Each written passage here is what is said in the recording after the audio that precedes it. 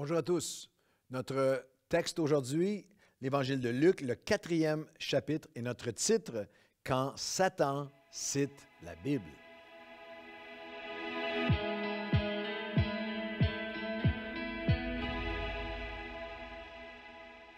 Bonjour à tous et bienvenue à votre café matinal Luc, chapitre 4, aujourd'hui.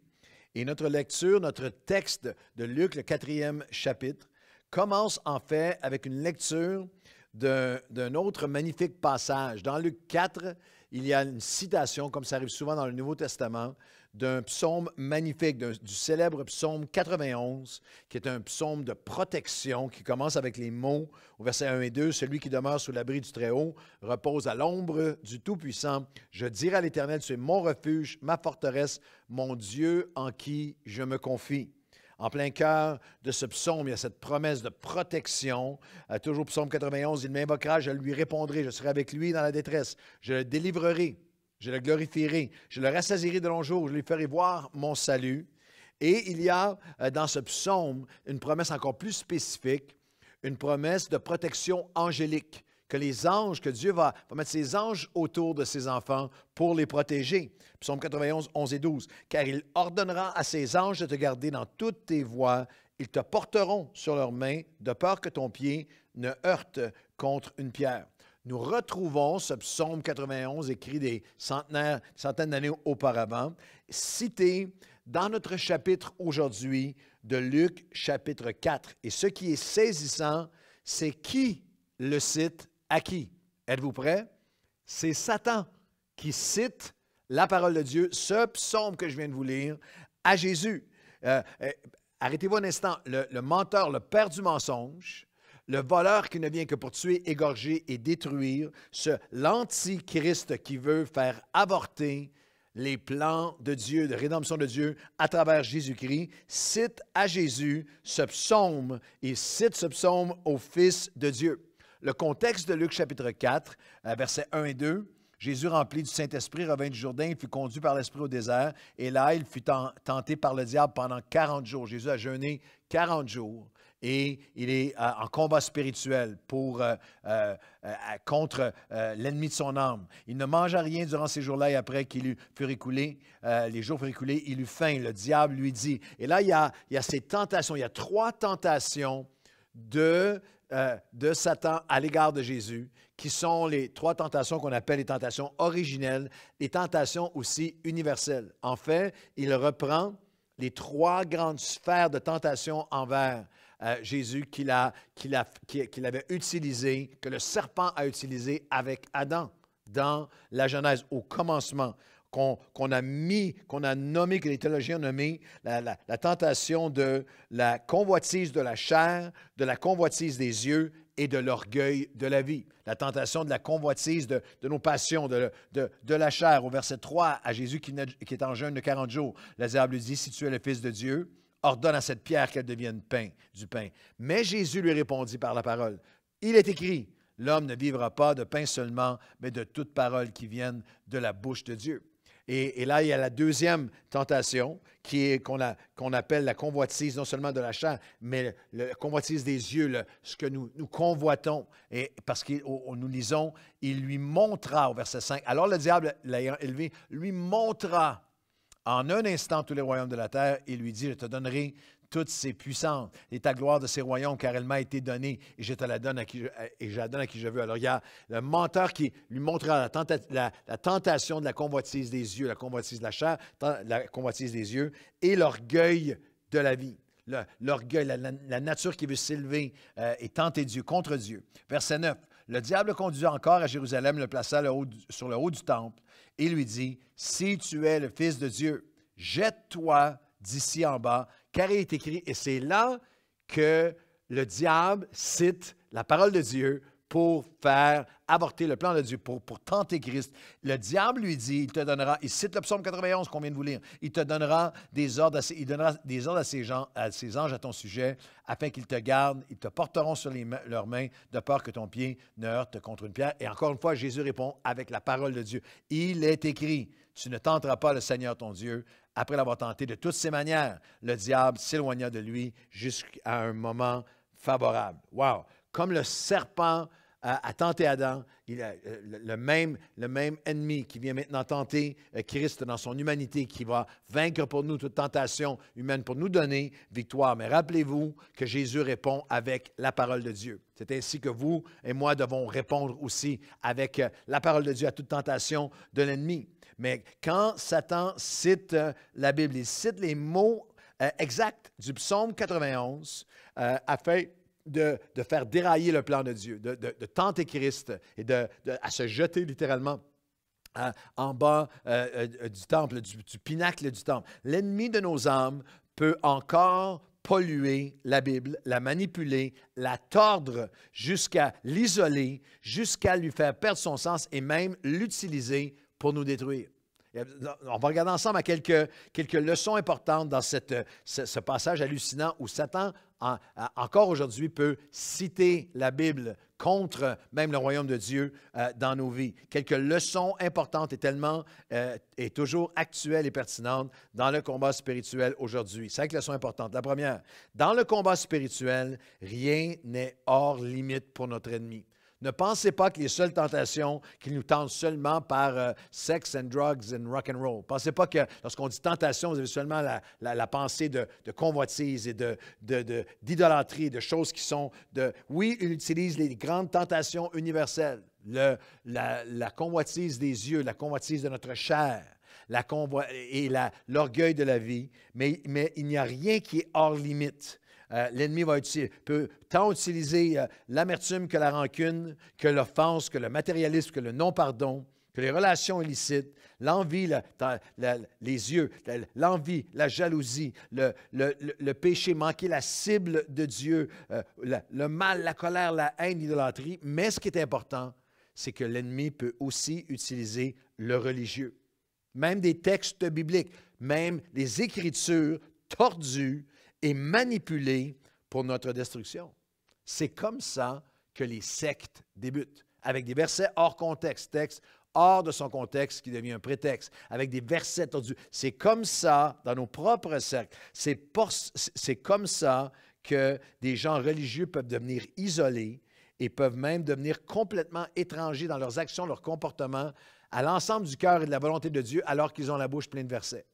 C'est comme ça que vous pouvez avoir même des leaders qui ont des comportements qui sont complètement contraires à la parole de Dieu, mais qui se justifient en isolant un passage, en tordant un passage d'Écriture. C'est comme ça que l'ennemi, s'il ne peut pas te pousser à t'éloigner de Dieu, à rétrograder dans une vie passée, va essayer de t'isoler avec des textes bibliques tordus, sortis de leur contexte, hors connaissance, pour justifier des actions qui, ultimement, l'ennemi a essayé cette tentation, a utilisé ce subterfuge, ce mensonge, ce piège avec Jésus lui-même. Dans le combat spirituel, rien n'est hors de limite pour l'ennemi. Même les versets bibliques peuvent être utilisés. La deuxième pensée, c'est que dans le combat spirituel, personne n'est exempt ou épargné.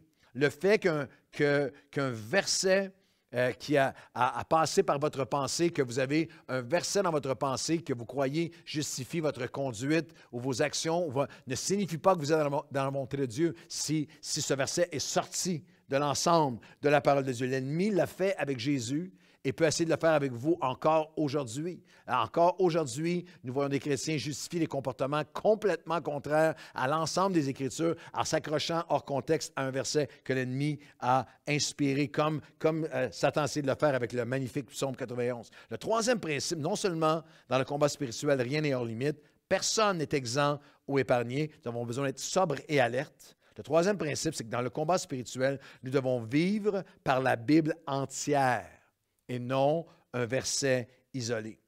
Vous savez, ce n'est pas que la Bible, ce n'est jamais que la Bible est en contradiction avec elle-même, mais nos interprétations peuvent contredire la Bible. Alors nous avons besoin d'étudier. Vous avez besoin en 2021 d'étudier la parole de Dieu. Vous avez besoin d'être fidèle à l'entendre. Vous avez besoin de vous nourrir. Vous avez besoin de la méditer. Vous avez besoin d'être très alerte sur qui vous enseigne, qui vous nourrit. Vous avez besoin d'apprendre à la connaître dans l'ensemble de la parole et non d'un verset. Vous avez besoin de comprendre à la base l'herméneutique l'interprétation des Écritures, les types d'écrits bibliques que vous trouvez dans la parole de Dieu, les contextes bibliques. Vous avez besoin d'être capable d'interpréter la Bible entière. Et Jésus l'a fait avec Satan lui-même. Lorsque Satan lui cite le psaume 91, il répond avec la parole. Non, tu ne tenteras pas, Seigneur ton Dieu, mais il le fait un peu plus tard. Il va le faire même dans le temple. C'est mon devoir pour vous aujourd'hui. Lisez Luc chapitre 4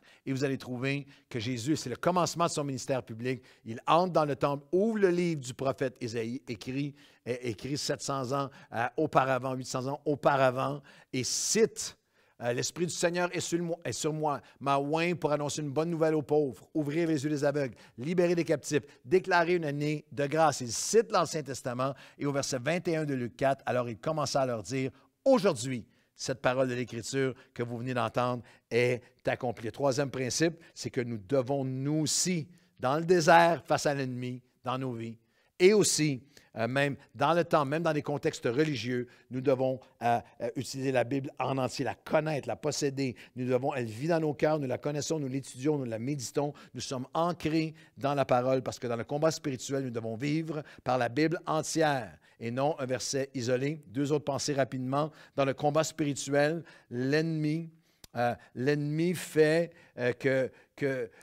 il faut qu'à chaque jour, il faut que face à notre ennemi, à chaque jour, nous soyons à la recherche d'une parole accomplie dans le aujourd'hui et refuser la familiarité et l'endurcissement.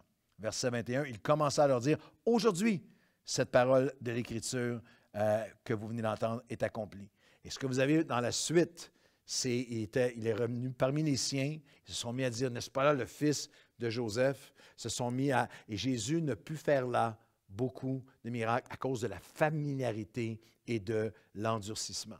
L'ennemi va toujours essayer d'isoler des pensées bibliques, à travers des versets de la parole de Dieu, de vous isoler loin de l'ensemble d'une révélation fraîche et appliquée pour aujourd'hui. C'est pour ça que vous avez des chrétiens qui s'accrochent à un verset hors contexte et à une pensée, à une théologie hors contexte et deviennent de plus en plus éloignés de Dieu parce qu'ils sont accrochés, sont devenus familiers, fermés à une révélation fraîche aujourd'hui. Dans le combat spirituel, on a besoin d'une révélation fraîche aujourd'hui.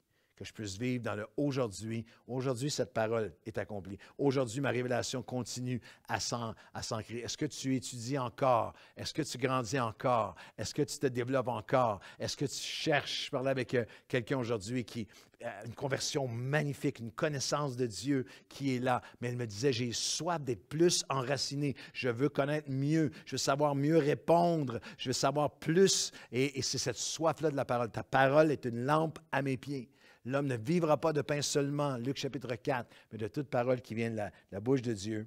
Parce que dans le combat spirituel, rien ni personne n'est hors limite. Dans le combat spirituel, personne n'est exempté. Il n'y a rien qui est hors limite. L'ennemi va même utiliser des versets bibliques pour essayer de vous éloigner de la volonté de Dieu. Dans le combat spirituel, nous devons vivre par la Bible entière et non par un verset isolé. Dans le combat spirituel, il faut que nous soyons renouvelés à la recherche, à l'accomplissement de la parole de Dieu, la révélation fraîche aujourd'hui, et refuser la familiarité et l'endurcissement. Et dernièrement, pourquoi c'est si important?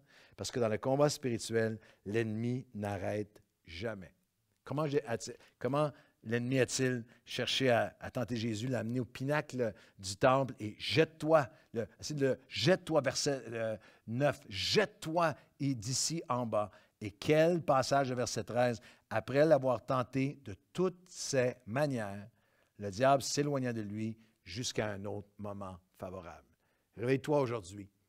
Le combat spirituel continue. Tu peux avoir 5, 10, 20, 30 ans, 40 ans de marche avec Dieu, où Dieu t'a donné une révélation et tu as marché dans la victoire, mais tu as besoin d'une révélation fraîche aujourd'hui, parce qu'il y a toujours, dans chaque saison de nos vies, j'étais frappé par le fait qu'au verset 9, le diable lui-même cherche à le jeter en bas, à le précipiter en bas du temple. Et au verset 29, c'est maintenant ceux qui étaient là remplis dans la synagogue de colère, qui s'est enlevé, le chassèrent de la ville et le menèrent jusqu'au sommet de la montagne sur laquelle leur ville était bâtie, afin de le précipiter en bas. Il y a un combat qui est continuel, qui n'arrête jamais. Mais nous avons nos armes, nous avons la parole de Dieu, et encore aujourd'hui, je peux répondre à mon ennemi, il est écrit. Alors aujourd'hui, Seigneur, nous sommes ramenés à cette révélation, à cette compréhension que le diable lui-même peut citer la parole de Dieu pour nous faire chuter, pour nous éloigner, pour nous isoler. Alors aujourd'hui, fortifie-nous dans cette compréhension que rien n'est hors limite, que l'ennemi encore aujourd'hui veut nous faire prendre un texte hors contexte pour nous isoler dans une pensée qui est contraire à sa parole. Alors, fais de nous des hommes et des femmes fondés en toi, solides en toi, qui prient, qui cherchent les Écritures, qui sont fondés, qui apprennent, qui étudient, qui méditent, que lorsque l'ennemi arrive et attaque, nous avons encore l'arme suprême. Il est écrit. Et Seigneur Dieu, donne-nous d'avoir des cœurs qui cherchons la révélation fraîche et accomplie aujourd'hui. Nous refusons la familiarité, l'entêtement, l'endurcissement. Mais aujourd'hui, Seigneur, nous savons que par la parole, nous sommes et nous allons être vainqueurs. Et pour chaque mensonge de l'ennemi, il y a une lumière de ta parole dans son entier pour nous garder dans le sentier de la vérité et dans l'accomplissement de ta volonté pour nos vies. Au nom de Jésus, amen et amen. Bonne journée à tous.